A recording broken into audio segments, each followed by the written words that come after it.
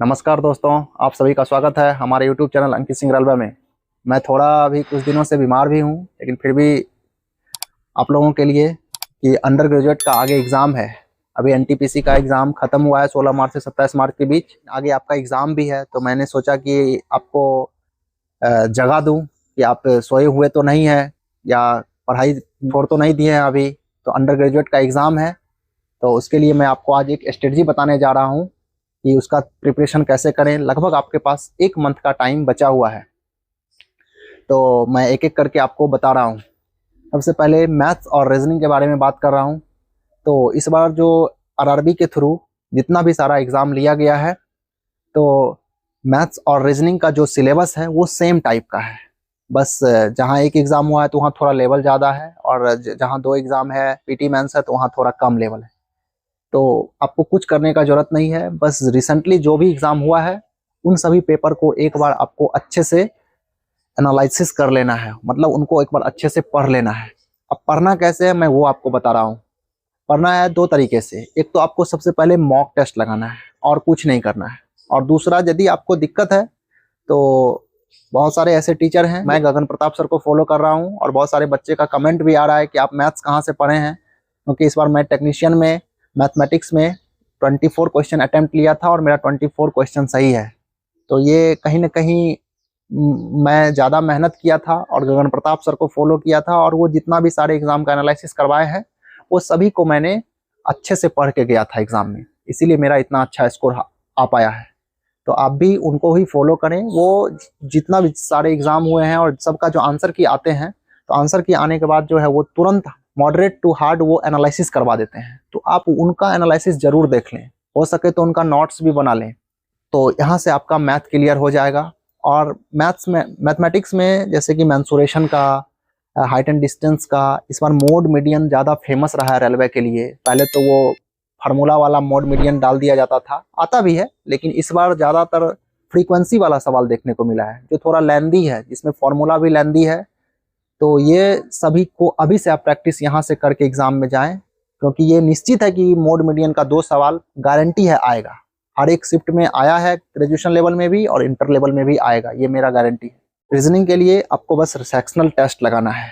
अभी जितना भी सारा एग्जाम हुआ है उसका बस सेक्शनल टेस्ट लगा लीजिए। रीजनिंग में कुछ अलग क्वेश्चन नहीं आता है, थोड़ा सा सीटिंग अरेंजमेंट पूछा जा रहा है, डायरेक्शन का जो क्वेश्चन है वो थोड़ा लॉन्ग टाइप का पूछा जा रहा है, और थोड़ा नंबर बेस्ड अल्फ़ाबेटिकल और साइन कुछ मिक्स करके दिया जाता है। तो वो सब थोड़ा एग्जाम में गलती होने का चांस रहता है, क्योंकि वहाँ एग्जाम का प्रेशर रहता है।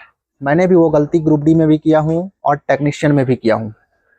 तो आप ये गलती ना करें, इसके लिए अभी से प्रैक्टिस करके एग्जाम में जाएं। अभी आपके पास टाइम है। मुझे ऐसा लग रहा है कि जैसे ही आंसर की रिलीज हुआ और आपका अंडर ग्रेजुएट एग्जाम का डेट आ जाएगा, ये गारंटी है, रेलवे आज तक ऐसा ही किया है। तो यहाँ आपका मैथ रीजनिंग खत्म हो जाएगा। ज़्यादा से ज़्यादा मॉक टेस्ट लगा के ही अपना जो है वो परेशानी को दूर करें, कठिनाई को। अब बात आती है जीके जीएस की। जीके जीएस कहाँ से करें, क्या करें? तो अंडर ग्रेजुएट में जो जीके जीएस का लेवल है वो थोड़ा ठीक ठाक है, अच्छा क्वेश्चन पूछा जाता है, बुक से ही पूछा जाता है, कहीं बाहर से नहीं पूछा जाता है, थोड़ा मोड़ा ज़्यादा आता है।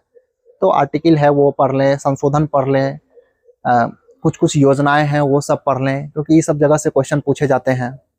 नृत्य भी पूछा ही जाता है, तो कहीं ना कहीं थोड़ा अलग भी पूछ दिया जाता है, या जो पूछा गया वो भी आता है। तो जो प्रीवियस ईयर अभी एग्जाम हुआ है ना, बस उनका ही आप कहीं से पीडीएफ अरेंज कर लें। बहुत सारे चैनल पे आपका पीडीएफ अवेलेबल है, तो वो पीडीएफ अरेंज करके वो एक बार रीड कर लें आप। यहाँ से आपका जीके जीएस क्लियर हो जाएगा। बस यही जीके जीएस के लिए काफ़ी है। और मोर देन प्रैक्टिस, आप जितना प्रैक्टिस करेंगे उतना ही आपके लिए फ़ायदा होगा।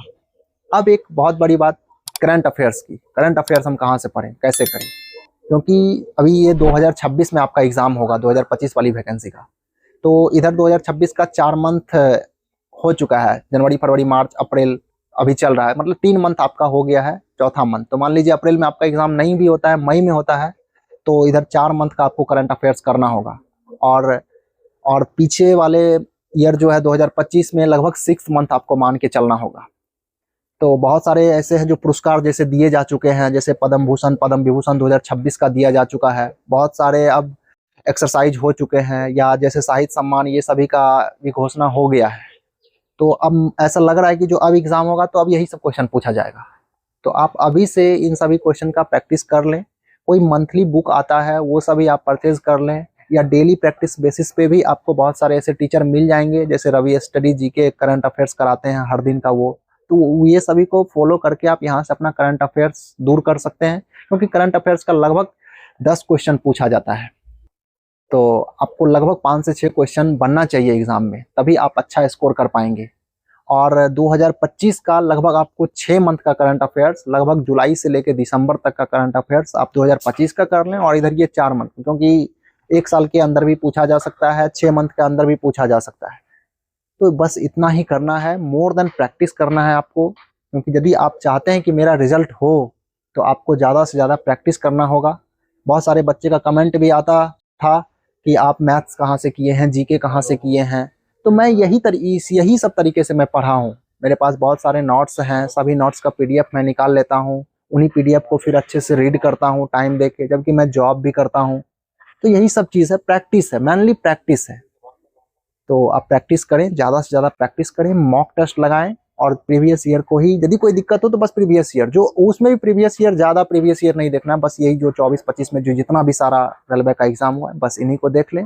यही है स्ट्रेटजी, इसी को अपनाइए आप, आपका रिजल्ट होगा, ये मेरा गारंटी है। और हमारे चैनल पे आप बने रहिएगा, मैं बहुत सारे स्ट्रेटजी वीडियो आप लोगों के लिए किसी न किसी तरीके से मेहनत करके डालते रहता हूँ। तो आप उन्हें फॉलो, लाइक, सब्सक्राइब जरूर कीजिएगा, दोस्तों के साथ शेयर कीजिएगा। धन्यवाद।